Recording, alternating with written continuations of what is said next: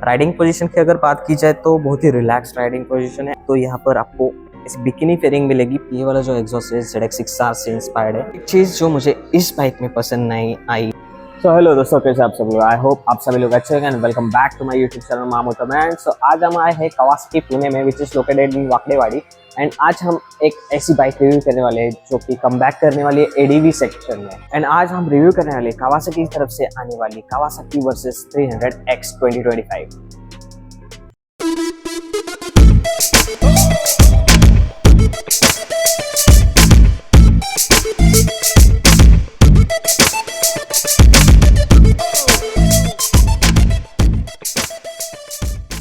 सो ये रही guys versus 300X। क्या ही लुक लग रही है, जबरदस्त लुकिंग बाइक है। ये पहले डिसकंटिन्यू हो गई थी, अभी 2025 में छोटे मोटे अपडेट करके वापस इसे लॉन्च कर दिया है। एंड इसी के बारे में आज हम बात करने वाले हैं। सो बात कर लेते हैं अपडेट्स की। तो छोटा मोटा ऐसे कॉस्मेटिक अपडेट आपको यहाँ पे दिखाई देगा। जो विंडशील्ड है थोड़ी सी डिज़ाइन में चेंज कर दी है। यहाँ पर छोटे से ऐसे विंगलेट टाइप डिज़ाइन दे दिया है फ्रंट में। एंड OBD2 कंप्लायंस हो गई है। एंड E20 पेट्रोल के साथ अभी इसे हम यूज़ कर सकते हो। सो आप यहाँ पर देख ही पा रहे होंगे, यहाँ पर आपको E20 कंप्लायंस का जो बैच है दिया गया है। ओके, तो चलो शुरू करते हैं इस बाइक का डिटेल रिव्यूज। तो सामने की तरफ से हम बात करेंगे। जो सामने की तरफ देखेंगे आप, तो यहाँ पर आपको ऐसी बिकिनी फेयरिंग मिलेगी। पहले वाली बाइक में भी बिकिनी फेयरिंग मिलती थी। बहुत ही अच्छी डिज़ाइन दी गई है, बहुत ज़्यादा कट्स यहाँ पर देखेंगे। एरोडायनामिक शेप है इसका। एंड सामने की तरफ आप देखोगे तो जो हेडलाइट का डिज़ाइन है सिमिलर है, प्रीवियस वाली जैसी बाइक थी वैसी है। प्लस इसमें हैलोजन के ही बल्ब मिलने वाले हैं, इंडिकेटर भी हैलोजन के ही मिलने वाले हैं। विंडशील्ड का डिज़ाइन थोड़ा सा चेंज हो गया है एंड थोड़ा सा और टॉल हो गया है। एंड देखा जाए तो मडगार्ड की क्वालिटी भी बहुत अच्छी है। यहाँ पर हमें जो सस्पेंशन मिलते हैं वो अपसाइड डाउन पोक नहीं है, ये आपको नॉर्मल कन्वेंशनल टेलीस्कोपिक सस्पेंशन मिलने वाले हैं। अगर टायर की बात की जाए तो इस बाइक में हमें स्पोक व्हील मिलते हैं। सो अगर व्हील साइज की बात की जाए तो हमें इसमें 19 इंच के व्हील्स मिलते हैं। और टायर की बात की जाए तो हमें यहाँ पे MRF की तरफ से टायर मिलता है मो ग्रिप का। एंड अगर टायर साइज की बात की जाए 190 सेक्शन का टायर मिलता है। अगर डिस्क साइज की बात की जाए तो 290 mm की हमें डिस्क मिलती है। उसी के साथ जो ब्रेकिंग कैलिपर्स है वो निसल ब्रेकिंग कैलिपर्स है। चलो ये तो बात हो गई अभी फ्रंट एंड की। अभी हम इसकी इंस्ट्रूमेंट क्लस्टर की बात कर लेते हैं। सो यहाँ पर आप देख पा रहे होंगे जिसका जो इंस्ट्रूमेंट क्लस्टर है वो ZX6R से इंस्पायर्ड है। सो पहली वाली जो ZX6R आती थी सेम टू सेम उसका इंस्ट्रूमेंट क्लस्टर इसमें दिया गया है। अभी कीज नहीं है मेरे पास, नहीं तो मैं आपको ये जो इंस्ट्रूमेंट क्लस्टर है उसके बारे में पूरी डिटेल दे पाता। बट अभी कीज नहीं होने के कारण इंस्ट्रूमेंट क्लस्टर की डिटेल नहीं दे पाऊंगा।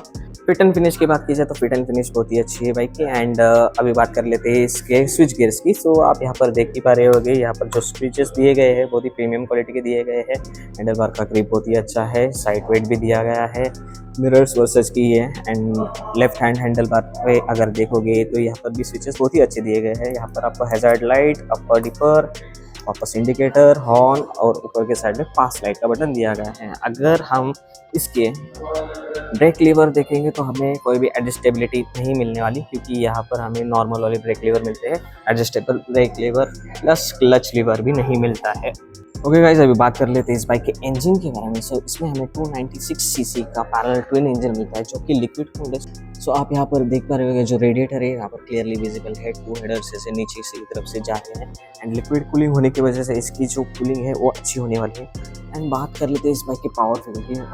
ऑलमोस्ट 40 PSI पावर जनरेट कर लेते हैं। एंड 26 न्यूटन मीटर का टॉर्क इसमें आपको मिलने वाला है। एंड सेफ्टी के अगर बारे में बात की जाए तो यहाँ पर आप एक्सटर्नली क्रैश गार्ड बिठा सकते हो। और उसी के साथ यहाँ पर आप देख रहे हो ये प्लास्टिक का एक प्रोटेक्शन दिया गया है।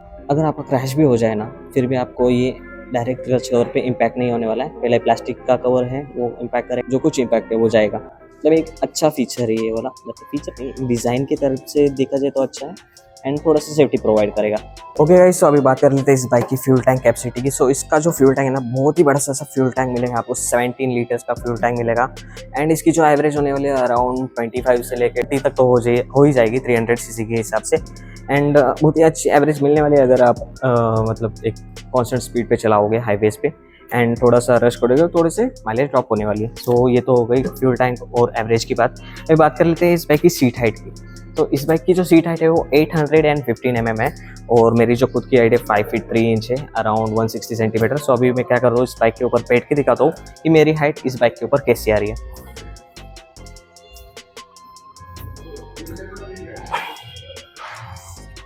ओके, सो आप देख पा रहे होगे मेरे जो फुट है फ्लैट फुट नहीं हो रहे, बट मैनेज हो सके इतना तो आ रहा है। एंड मैनेज कर सकता है शॉर्ट राइडर। 815 इसकी हाइट है, फिर भी मतलब इतना कुछ डिफिकल्ट नहीं होने वाला है।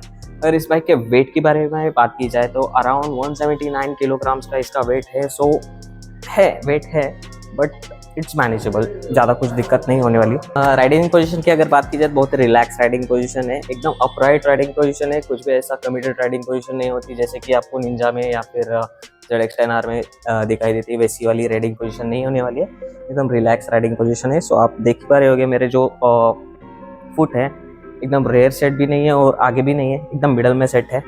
हैंडल बार की पोजीशनिंग बहुत ही अच्छी है, स्ट्रेट है, अपराइट है।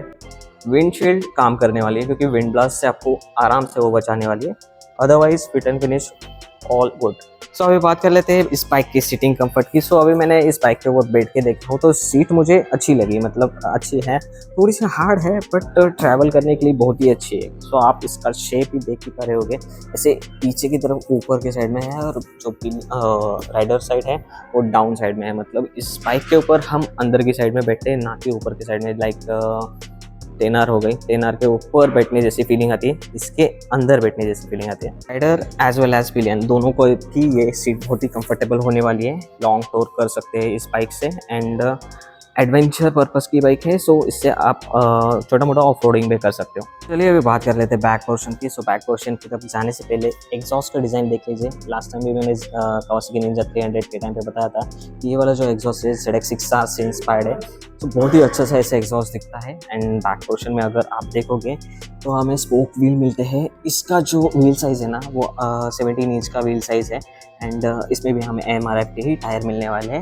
अगर डिस्क साइज़ की बात की जाए तो 220 mm के डिस्क साइज़ मिलते हैं। निसन के कैलिपर मिलते हैं। बॉक्स सेक्शन स्लिंग मिलने वाला है आपको।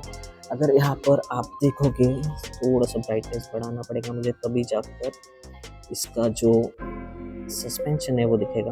ओके, तो यहाँ पर आप देख पा रहे होगे जो सस्पेंशन है वो लिंक सस्पेंशन है, वो भी गैस चार्ज है, एडजस्टेबल है। सो क्लियरली आप देख पा रहे होगे जो एडजस्ट करने के लिए जो दांत दिए होते हैं वहाँ पर दिए हैं सस्पेंशन के। अगर इस बाइक के टेल लाइट के बारे में बात की जाए तो टेल लाइट बड़ी वाली जो वर्सेस है ना उसकी तरह ही दिखती है, बट हेलोजन का सेटअप है इसमें।